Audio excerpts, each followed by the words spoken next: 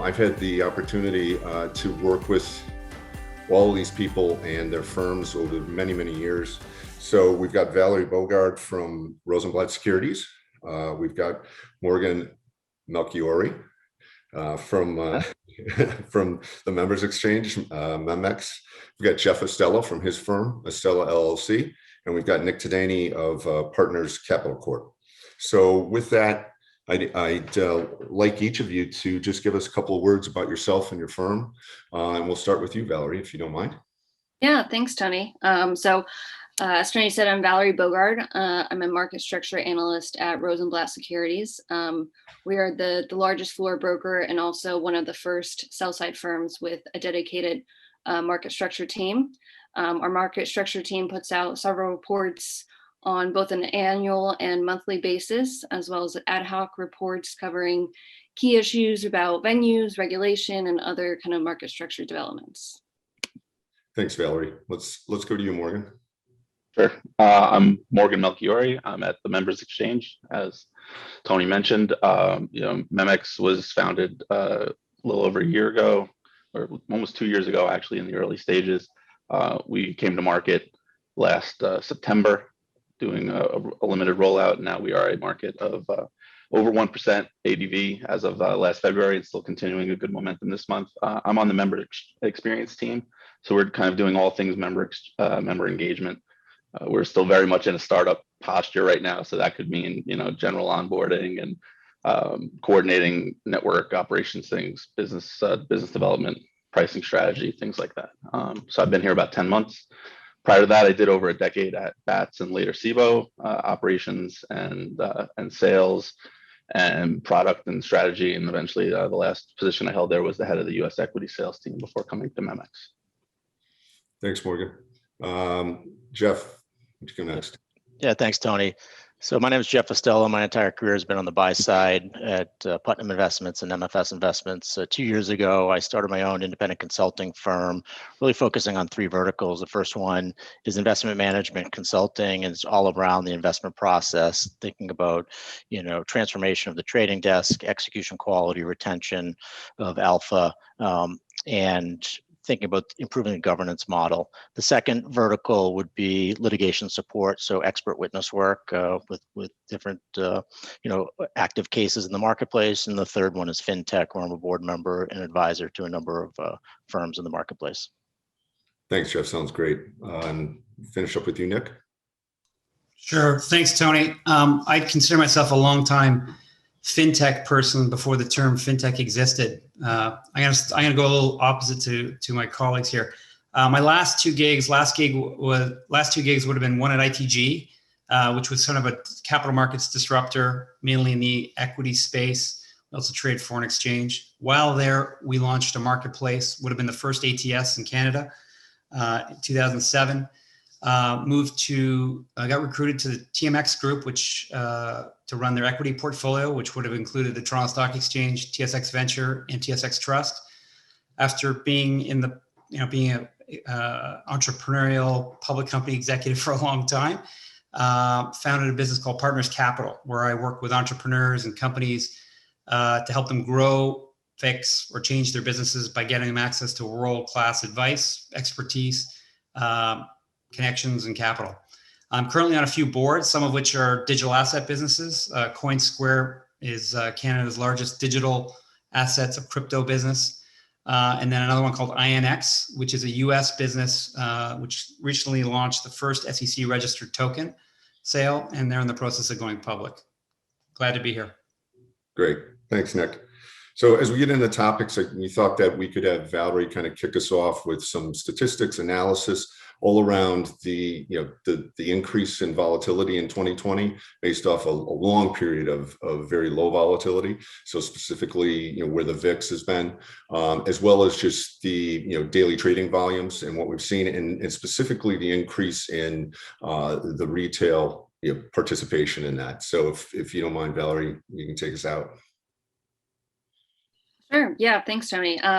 So last year was really an unusual year for the markets, as everyone knows. A few interesting statistics to kind of demonstrate this. We saw a record average daily volume in 2020 of nearly 11 billion shares per day, and that got as high as 19 billion one day in February. Volatility was at its highest since the financial crisis, and the VIX hit a single day record high of 82, which if anyone kind of looks at the VIX regularly, it's a pretty incredible number. And as Tony mentioned, what was really interesting last year was the increase in off-exchange trading. In 2020, off-exchange market share was a little over 40%, which was also a record. And a lot of this was due to retail trading. Retail traders were stuck at home like the rest of us, and a lot of them became interested in the stock market and began trading. They were also helped by a lot of retail brokers that shifted to zero commission models in late 2019. And a lot of these retail orders are internalized off exchange by off exchange market makers, which really caused this portion of the market to surge. Great, thank you. And I failed to mention that Rosenblatt is one of the most recognized market structure research firms out there. So thanks for that backdrop. Would like to investigate the whole retail participation a little bit more. Wanted to start with you, Morgan. So new, as you pointed out, new exchange, quickly successful, I might add, at your market share. If you could give us your thoughts in this direction. So I mean, kind of thinking about that retail space, I think, for MEMX, it wasn't our goal at launch or kind of building up to launch to really compete for retail flow on lit venues, whether it be kind of through the more traditional non-marketable limit flow that was, that comes to the books at various stages today, or, some of the programs that deal with price improving mechanisms for retail on exchange. But the numbers and the volumes are kind of undeniable. I think when you're seeing, I think I saw a report, I think it was today, right, where nearly 40% of trading in Apple, right, one side is retail, and I think it's over 30% in Zoom. And so these names, that are just actively being traded, it required us to kind of change our stance on that a little bit, and only in so much as we decided to kind of come to the table with a similar pricing structure that the other make-take markets have already. And so we put out a retail program that basically says, if you are a natural customer, there's kind of a standard definition around retail that if you meet these requirements, you have the benefit of a different pricing structure than non-retail on execution. But there are, like I mentioned it, so most of the make-take markets have some sort of a retail pricing structure like that. SIBO last year rolled out a wrinkle to that, which is the priority program, which allows, in addition to meeting those previous requirements I kind of just touched on quickly, if you're also, sending a certain number of orders a day or a low number of orders, right, to kind of assess, that you are a natural person and a true retail investor, you basically get priority on one of their order books. And I think, the timing of that, along with the volume spikes, I think it's been a pretty strong program for them. Our seat at MEMX, I think from this stage is like, we look at this, we have a wide range of participants who came together to form us. And, we want to create our identity around advocacy for the members. And so, we don't necessarily right now have a strong opinion about like where we think this needs to move, but we want to kind of keep the dialogues open with the customers and kind of figure out if there is a mechanism or something that we can do to improve the experience on lit markets, open up the access to retail to more than just the wholesaler participants. We want to be involved in that conversation. For sure. Thanks for those comments. Jeff, you spent many years on the buy side, and would be interested in your thoughts on this. Yeah, so from a buy-side institutional investor perspective, I think it boils down to the three facets. It's awareness, adaptation, and technology. Awareness, from a trading desk, their obligation is a number of pieces, but a big part of it is just keeping the portfolio managers and analysts up on how, why, where, and when are their portfolio names trading. The growing activity from a retail presence. I mean, that historically, that was a kind of a classification. Okay, that's a retail venue, or that's a retail security. It's all just one ecosystem now. And from a buy side trader's perspective, there has to be awareness of how and why those names are trading, and what does it mean for accessible liquidity, and how do you bring that upstream to the portfolio manager. The other thought was just thinking about, where and why, how are the brokers routing orders? I mean, I think the 606 reports that we've spoken about in the past is a help. It certainly, has added equal footing to institutional investors, what they can request and what's mandated to have some unification from the brokers. The other thing is under the awareness bucket would be, kind of sentiment indicator. I mean, years ago, Bloomberg was one of the first providers or aggregators of information under their social velocity, Bloomberg Social Velocity, BSV. And that was, really just looking at Twitter and other feeds and having some type of identifier to a trader, buy side, sell side, or a traditional, Bloomberg terminal user. And that's, that indicator is only going to be more important moving forward. Adaptation, we talked about accessible liquidity and what does that mean? And you think about successful buy-side firms and how they're tapping into liquidity. First thing is okay, the traditional brokerage model, their counterparties, maybe that had to evolve. Maybe it had to evolve to some market makers that had an institutional client-facing platform. And what would that mean to add a new broker to your list? The firms that have not unbundled, research and trading, well, maybe there was more desire to, trade with the firms that had the true liquidity versus trading with firms because they valued other goods and services, such as, institutional research. And then the final piece under adaptation would be, block pools. Valerie touched upon, kind of the high tick for VIX, and obviously there's an inverse relationship with, block pools. High VIX would be traditional lower volume and block pools. Well, liquidity, was paramount, and that whole legacy concept of high VIX, let's not trade in a block format, that was challenged. And I think many on the buy side were just going after, the mother liquidity. And then the final piece was just technology. I mean, we all had work from home loneliness. What was the Achilles heel? Was your ISP your Achilles heel? What did it mean for your integration from OMS, EMS, collaboration tools, Slack, Teams, Symphony, all of that? And so those are the three key elements that I think were important ingredients for the successful buy-side activity last year. Sure, thanks, Jeffrey. And we're gonna circle back to technology, kind of at the end of the program. Nick or Valerie, I guess I'll start with Nick first. Any further color there? Yeah, I mean, I think I look at it from the perspective, Tony, of like just equities as an asset class, and the lens that I have would be, being formerly a dealer, working with you. As a matter of fact, I used to report to Tony at one point. Good boss, by the way, so I'll give him a plug.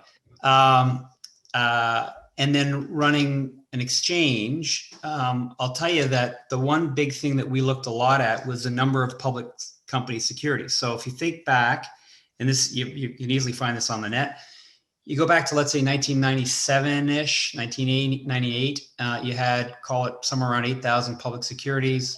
That number is it got roughly cut in half on the numbers I looked at to 2018. So down 50%. So think about that. In 20 years, public companies down 50%. Back in 25 years ago, when you talked about the Russell 5000, it had 5,000 stocks in it. Now it's got 3,500. Okay.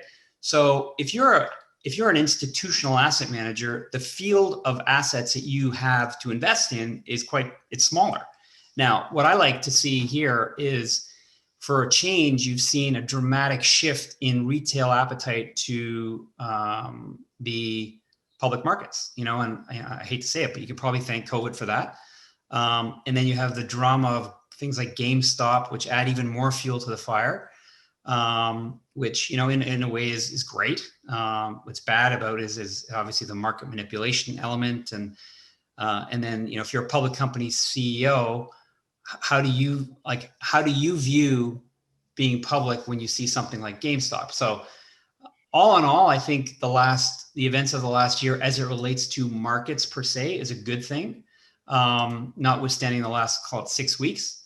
But it's certainly a very interesting time. And again, I'm an equities guy by background, so at the core, I feel equities is a great way to get exposure as far as an asset class. And for a while, I worried about the health of that vertical, of that asset class. And quite frankly, I think we've seen a bit of a rebound, and I hope it kind of continues.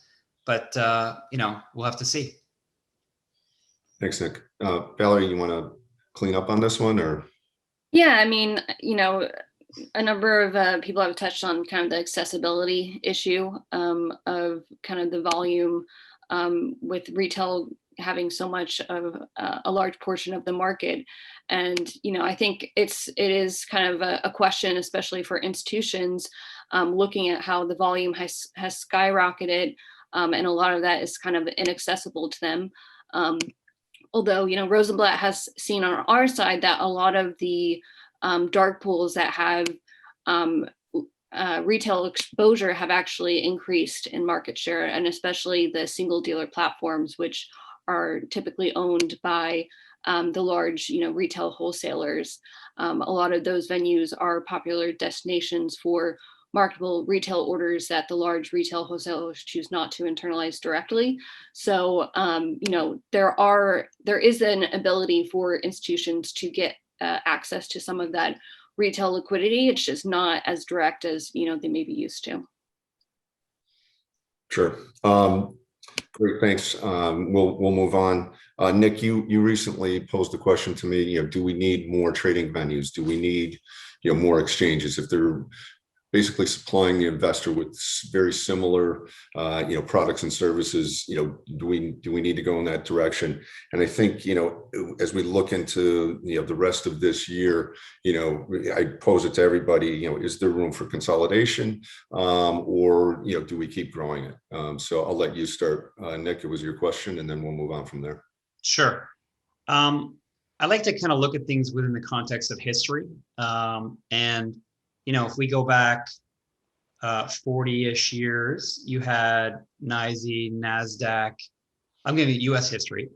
You had some regional exchanges, Amex, Chicago, Boston, Philly, Pacific, if I remember correctly. And now you got, I don't know, 60 plus. I mean, there's a number of you could give that number with authority.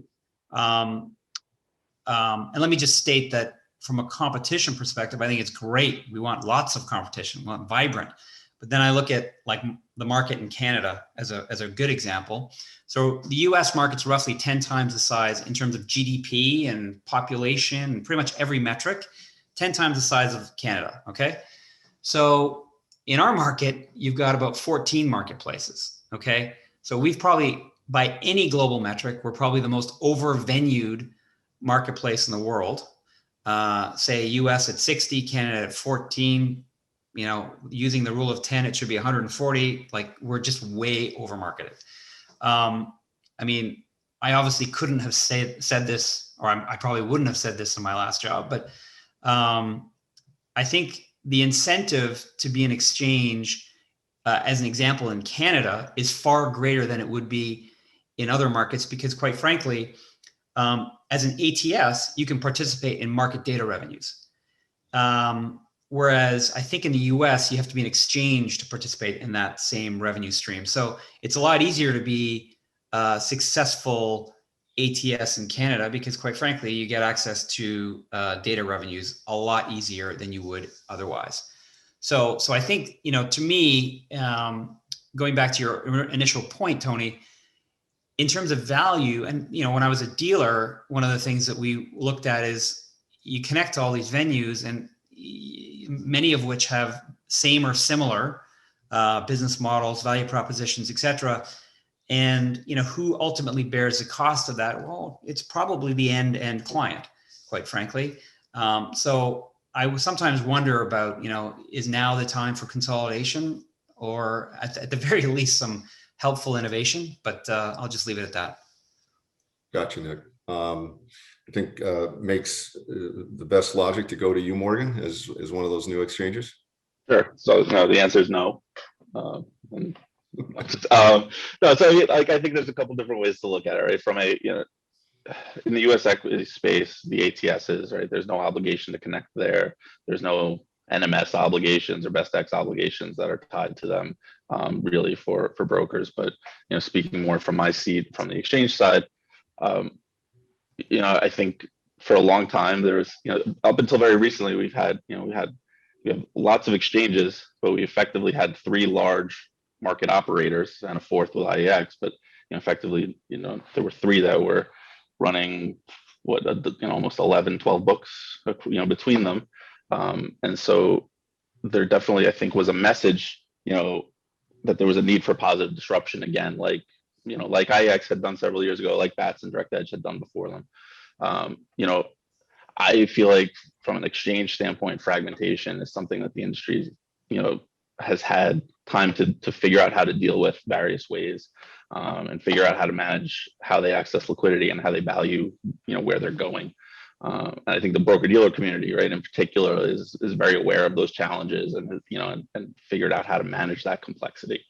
From our seat, like the amount of support that we've seen in our early stages, kind of like we touched on before, I think that to me that just kind of reinforces the idea that there's a need for competition in the exchange space, particularly, because that brings, whether it's more competitive pricing or it's new functionality and new better technology or greater efficiency. I think all those things are at stake, right? The incumbents can, whether they do or not, can get a little lax in in how closely they look at things on a day-to-day basis, and then when somebody's on your heels, it's time to kind of reevaluate. And I think that competition is good for everybody. From our standpoint, I think we have a pretty simple proposition at Memex. We're looking to build a market that serves the participants, and brings structure and stability and advocacy. Advocacy probably is one that we like to touch on a lot, now, because of our constituents, because we're not, a publicly traded company. I think we're in a position where, our voice can reflect the voice of the trading industry at large better than maybe some others. Sure. Good point. Valerie, do you want to kind of discuss what you see as the positives and the negatives for investors, on this topic?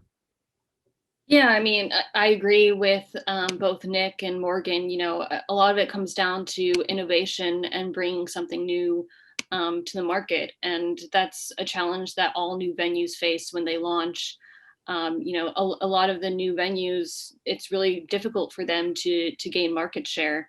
And there have been some that are successful. Usually, the ones that are bringing a new model to the market. I guess the counter argument to too many venues might be, when you already have 16 exchanges and a dozen of dark pools, what's 1 or 2 more?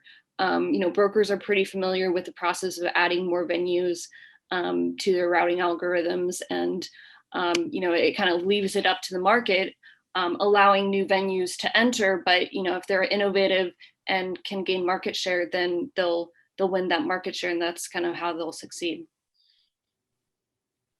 Great. In the interest of time, I'm going to skip over you here, Jeff, if you don't mind. A couple of other big topics, at Square Priority, we believe that retail should have access to, to the same things that anybody else does, institutional or otherwise. But we've seen a lot of discussion around pay for flow, and that is a hot item right now. So I'd let you kick off, Jeff, first with your ideas around where we're at, where we're going. Sure. So payment for order flow. So this is the topic which I call, it's the gift that keeps on giving. It's a topic that we're not going to solve on this panel by any stretch. We've all been, captivated by the 5 hours of the House Financial Service hearing, which this was a topic front and center. But there's 2 camps. I mean, payment for order flows. One camp is saying it's narrow spreads and it's a liquidity provisioner. The other camp is saying it's an embedded conflict of interest of how brokers route, or one would say outsource, actually their orders to like kind of the execution counterparty. And so when you kind of distill it down, those are pretty much the 2 camps. Just thinking about what's taking place with some of the stop activity and the frenzy around that, in the public focus on what is payment for order flow, and it's definitely has taken on a populist view here. House Financial Services hearing, we all lived through that. We've got Senate banking next week. The week after that, House Financial Services round 2 hearing, and there's plenty of podcasts and articles all written around it. The real thing is really think about the infrastructure. And one of the recent podcasts touched upon the last inch and why one perspective from the narrowing spreads and provisioning of liquidity is, they would feel the point of the last inch. Owning the infrastructure is an important part and why payment for order flow should be there moving forward. So I'm going to actually engage some of the other panelists right now, and just thinking, and we can touch upon, GameStop. We can talk about Robinhood, the whole position closing only PCO. What did that mean? If there's any common misconceptions regarding payment for order flow, and if there's any thoughts there. Thanks, Jeff. Thanks for bringing that up. Whoever wants to kick in, Morgan.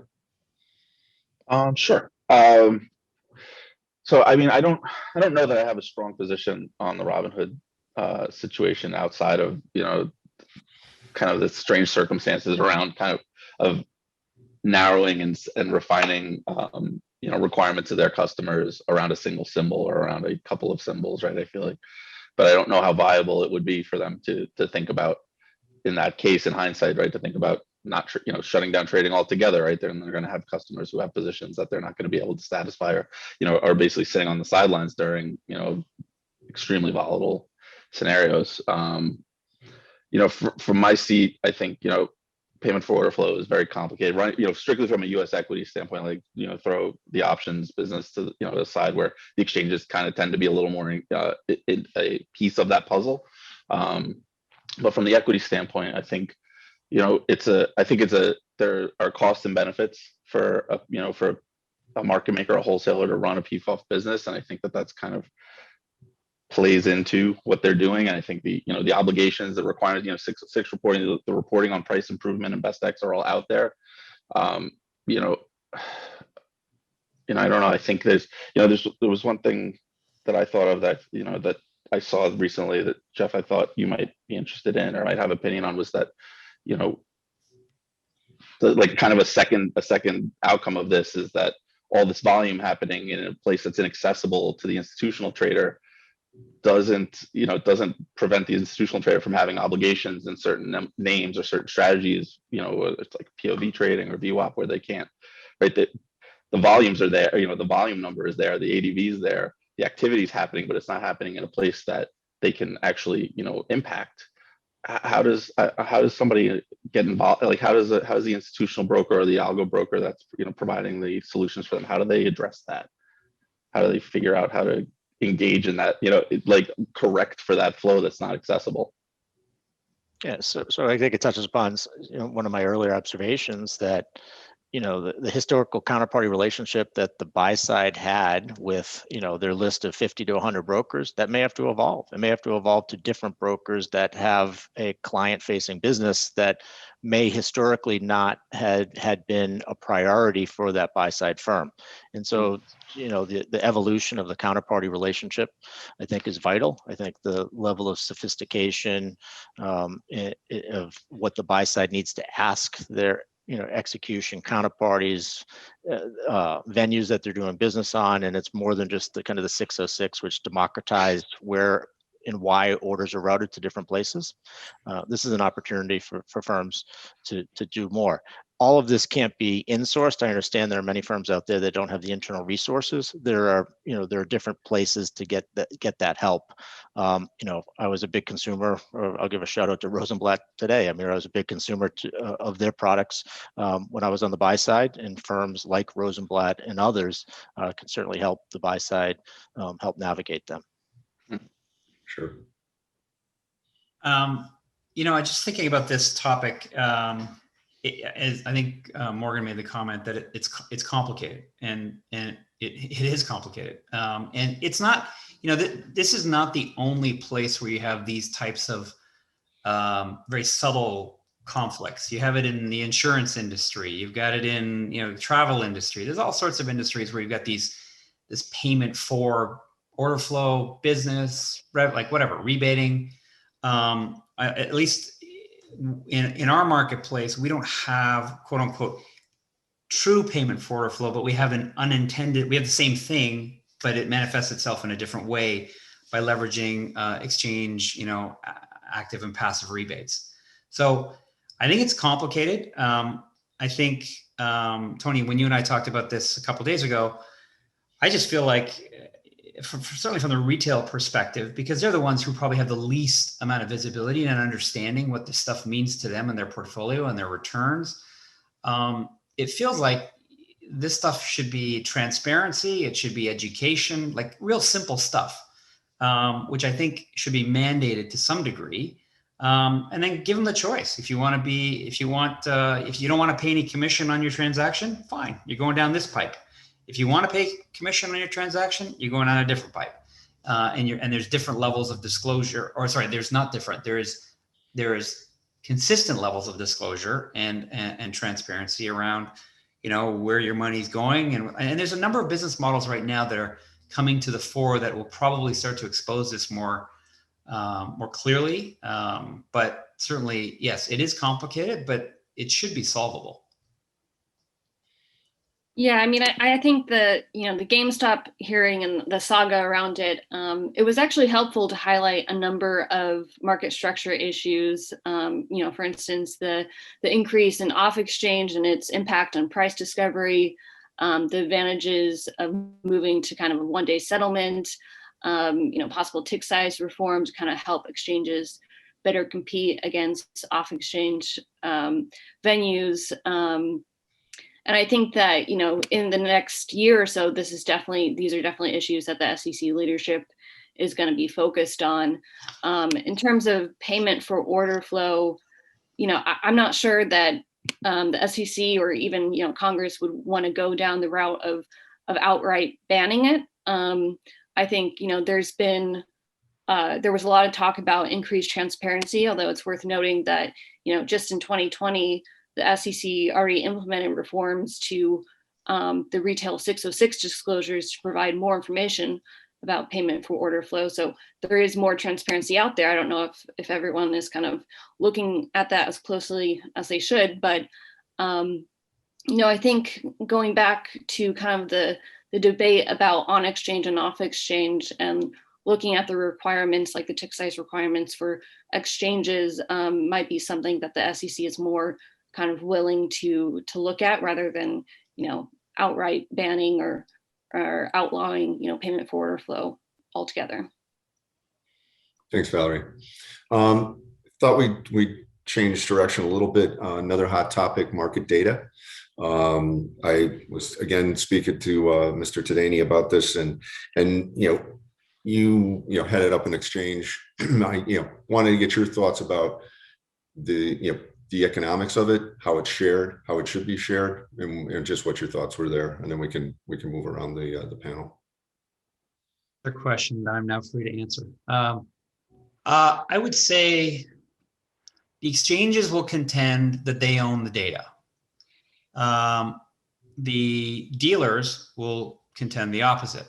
I kind of feel like the truth is somewhere in between, and it comes down to where is the value being created. So, back when Jeff was trading large flows of activity, he was creating a lot of value because he was effectively creating price discovery. He was adding liquidity. So there's a ton of value being added to the market.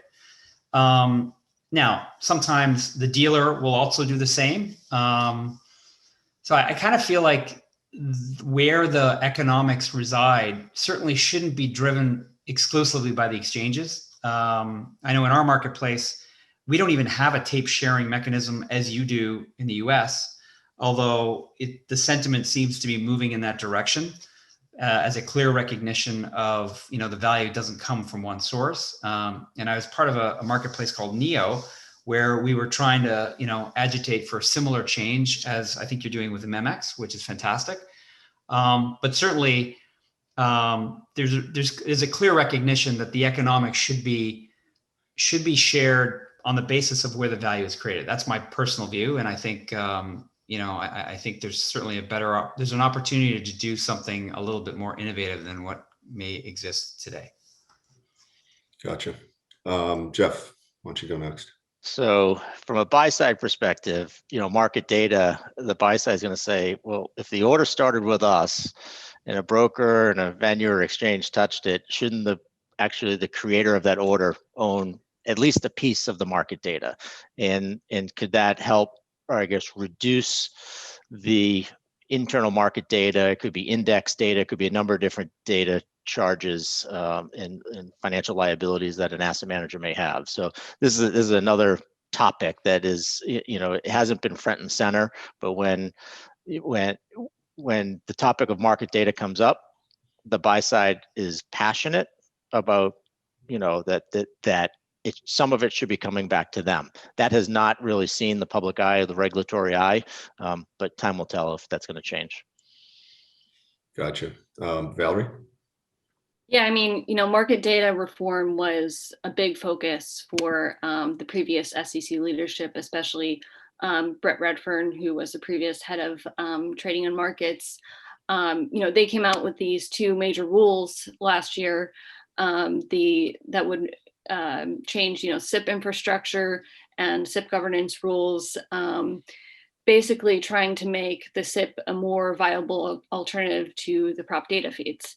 Right now, those rules are being fought in the court. The exchanges, brought them to the U.S. Court of Appeals, and so to a certain extent, their fate. Not all the exchanges. Not all the exchanges. Yes, the kind of incumbent exchanges, NASDAQ, NYSE, and CPO. So. But yes, they are being fought in court, and those incumbent exchanges have had previous success in court in fighting, for example, the transaction fee pilot, which they're using similar arguments to fight these market data rules. So even without litigation, kind of setting that aside, these rules are planned to take a long time to implement, even years. And part of that implementation process kind of depends on the future SEC leadership and where this kind of falls in their overall agenda. I mean, we've already talked about a number of other issues that are probably priorities for them. So, we'll see if that kind of baseline of reforms, even though it's already been approved by the SEC, will actually go forward. Thanks, Valerie. I'll let you. Sorry to step on you there. It's a clarification that is warranted, especially since IEX and MEMX and some of the upstarts are very on the other side of that. So right. And I mean, no, look, I mean, there are going to be times when MEMX is very much aligned with the incumbent exchanges on things. The SIP reform is not one of them currently. I think we've been pretty vocal about our support of the proposal broadly. It touches on a lot of things, right, in terms of sharing data and making data accessible, whether it be odd lots or these names that have not split, that have a ton of in between the current protected market spread volume. And if anything, I would say we think that the timeline is one of the few problematic things, is that this is that we're talking 3 years for some of the implementation. But I think from a broader governance standpoint, I think from a potential for tighter displayed markets, from accessible data to the broader trading community, and cost competition, right? These are all good things. So I think it's moving in the right direction. Thanks, Morgan. So we'll try and get to our last topic and get to Q&A after that. But at SCORE, we're really promoting the idea of bringing institutional grade technology platforms to everyone, including the retail. You all and your firms have spent a lot of time building technology that's affected the markets and just the market structure overall. I guess the last question would be, looking at the topics that we already were investigating, how do you see technology moving forward in 2021 and beyond? And what do you think the important parts are, and what's going to be new and different possibly? And I guess we'll just start with you, Valerie, if you don't mind. Sure, of course, yeah. One of the big things in technology that Rosenblatt has been looking at for a while, and actually put out a report a few years ago, was artificial intelligence and how different market participants are using that technology. not only the buy side, who seem to be incorporating a lot of AI into their execution process, especially through the use of algo wheels, but also we're seeing that the sell side is increasingly using AI in their algorithms, and it's a great way to kind of differentiate yourselves from the other brokers out there. It's obviously a very intense competition in the brokerage world. So AI is definitely a topic that we're following, and along with that, further automation. And we've already discussed a little bit kind of the evolution of retail traders and more retail traders entering the trading space. Along with that is kind of the alternative data sets that can look at different websites, different social media, and aggregate and collect and analyze that data to see, all right, what stocks are traders gravitating to, kind of help to analyze those trading practices and help integrate it into institutions' own trading practices. Yeah, I mean, that's something that's been looked at for a while, and it'll be nice to see the needle move on that for sure. Jeff, why don't you go next? Yeah, I think the industry has finally coalesced around the topic that data is the new asset class. And if we are all in agreement on that, what's the interoperability from our different technology that's on our desktop? It could be complementary or competing systems. And the big piece that, what I'm working with my clients on is how do you take, the bot out of the human and let the automation, it could be trade automation, it could be other automation, and let the human focus on what, their cerebral desire and opportunity set truly is. Thanks, Jeff. Morgan? Yeah, so I think, from the exchange position, I think, we're always just trying to think about how we can use technology and what's available to us to provide, a robust trading environment, give a diverse group of participants with different goals, equal footing to access the marketplace. And, there's been changes over time, right? There was a period of time where you started to see the exchanges kind of dip their toe into, things that were more algo in nature, whether it's, IEX's order types like DPEG or DLimit, or the use of the crumbling quote, or Mello at NASDAQ, or SIBO has something similar, right? Or you see the rise of an off exchange venue like the intelligent cross venue, right? They use machine learning in their quote stability mechanisms. Like, I think it's from our seat, I think the right place for us to be is, we want to find that balance between the functionality and the accessibility without putting ourselves too much forward into the job that the brokers are already doing for their clients. From our technology, we're run on where our entire match is run on a single rack in our data center, which I think is pretty unique to the scope and scale of some of our competitors. It allows us for scalability and efficiency and cost savings, right? And it's cost savings that as we grow, we're going to look to find ways to kind of pass that on, right? In terms of how we engage with our fee structures and things like that. Like we want to operate lean, and we want to be flexible. I think one of the things we're looking to do, right, is kind of port a lot of our data services that we're going to be providing people into the cloud.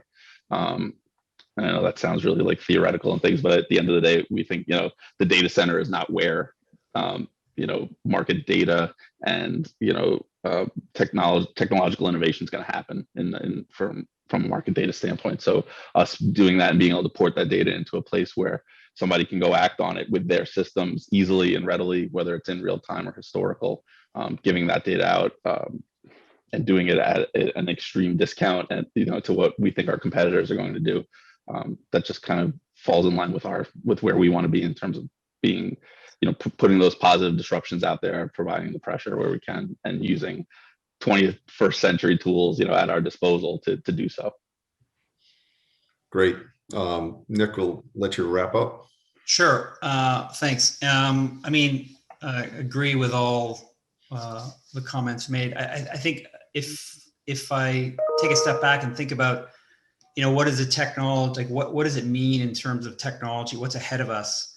And you think back at the step function change that we've seen over, many of our careers.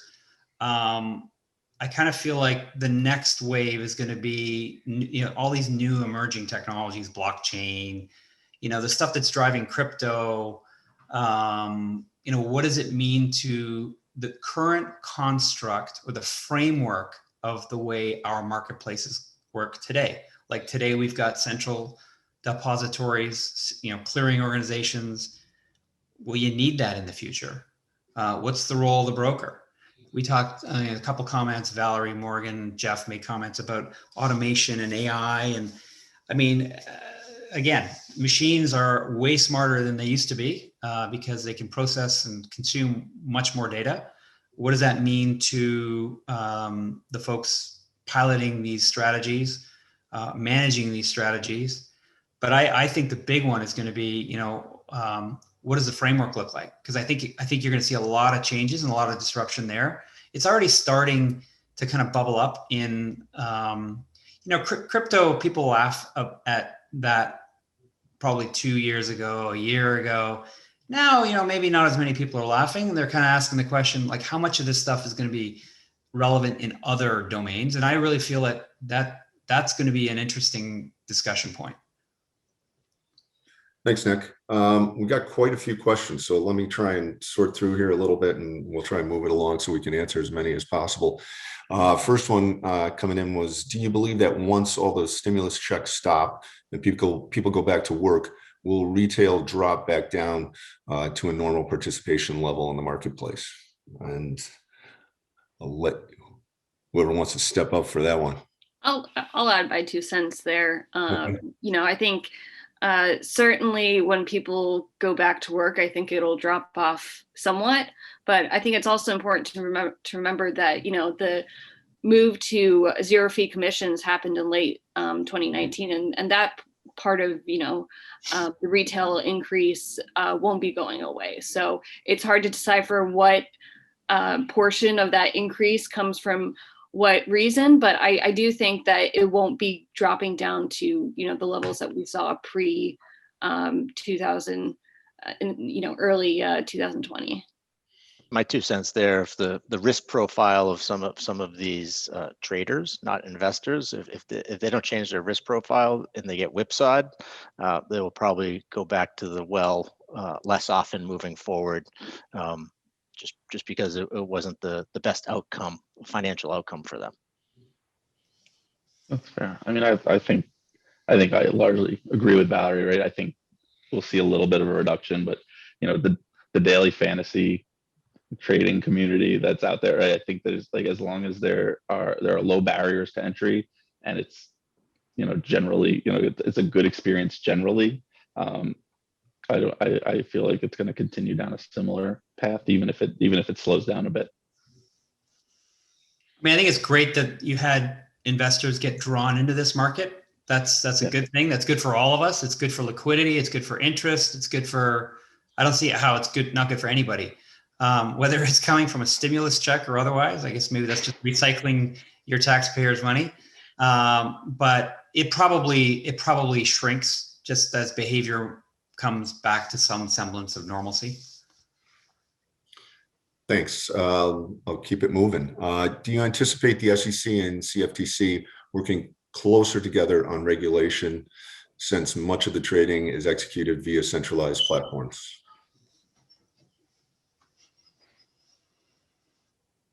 So the unification of these two divisions, I think that there's a lot of overlap and there's some efficiencies. Yeah. Okay, I think so that's natural if you got to did it on a blank piece of paper.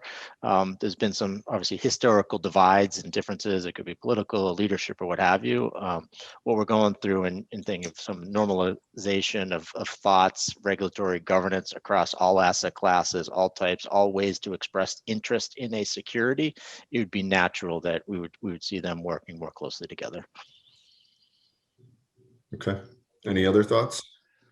I think that's right. I mean, I think some of the landscape in terms of accessibility, the types of trading, the types of interactions, which participants are engaged, from asset class to asset class, that'll vary. And so there's going to be probably limitations in terms of like where those things really conjoin, but it would make sense, right? It's a sharing of information, right? And like everybody wants more data. whether it's, you know, on the regulatory side or the trading side or whatever. Yeah, I mean, I would add that it's interesting seeing Gary Gensler as potentially, you know, the new SEC chair, given his history at the CFTC. So that might be leading to more kind of them working closer together. But I think, you know, I think Jeff mentioned there are some political differences between the two groups in terms of oversight, and you know which members of Congress have oversight over them. So I don't think that we'll be seeing like a merging of the two groups anytime soon. Which, you know what, like, I mean, obviously I'm the Canadian on the panel, so I'll ask the dumb question because I'm good at it. But it's like, why do you have two organizations that effectively do the same thing just for different asset domains? It's like, it's a mind boggler.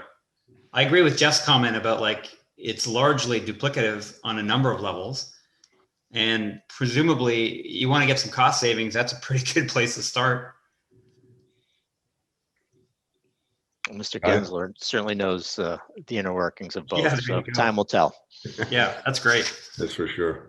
Hey, Nick, you were commenting on a question that's there. Do you want to introduce that one and pick it up?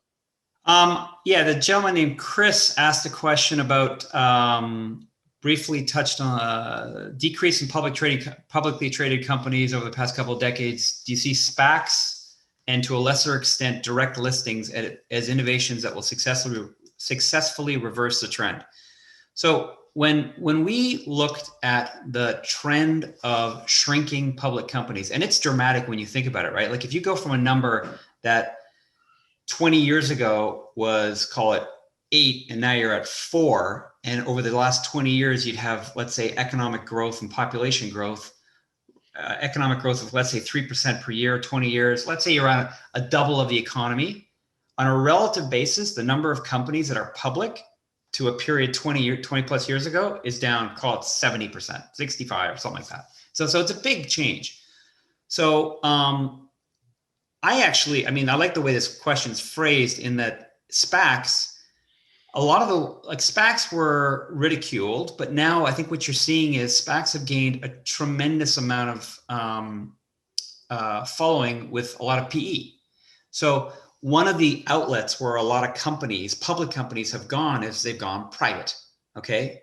By virtue of the fact that there's a ton of capital out there, low interest rates, et cetera, et cetera, et cetera.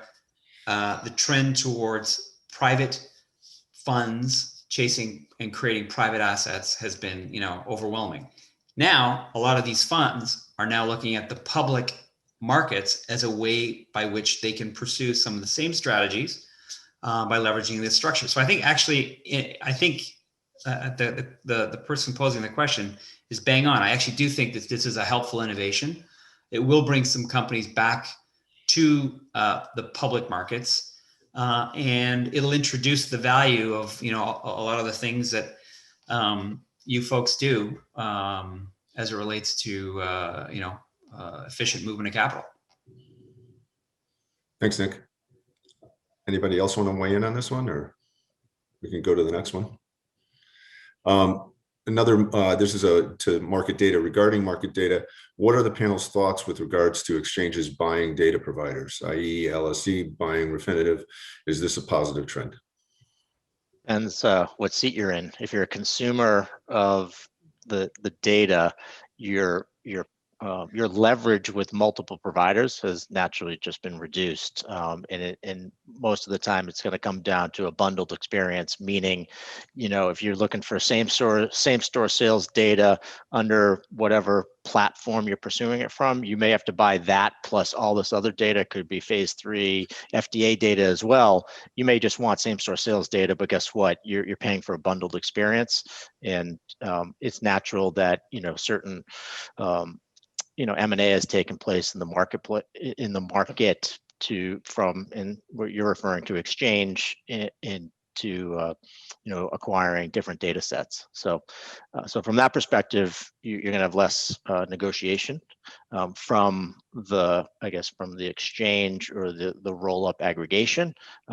Obviously, you have the pricing power in the marketplace now, and so that's beneficial to those entities. Thanks, Jeff. Any other thoughts? I think that was pretty good. Yeah, I guess I would just add very lightly, like it's a bigger scale of something we've already seen in other forums and other places. Whether it's just kind of supplementing, complementing data sets that somebody already has, an exchange operator adding certain information, index information or whatever, having those alignments. It seems like a logical step, even if it's a pretty, on paper, it's a pretty shocking, merger or joining of types of entities. Thanks, Morgan. Right on 4 o'clock, so I think we're going to wrap it up. Huge thank you to all the panelists. Awesome content and insight. I think we presented a great panel for our attendees, and thank you to all those who are attending. And reminder that we are going to have a video recording out tomorrow of this session, and hopefully we'll see you next time. So thank you, everybody.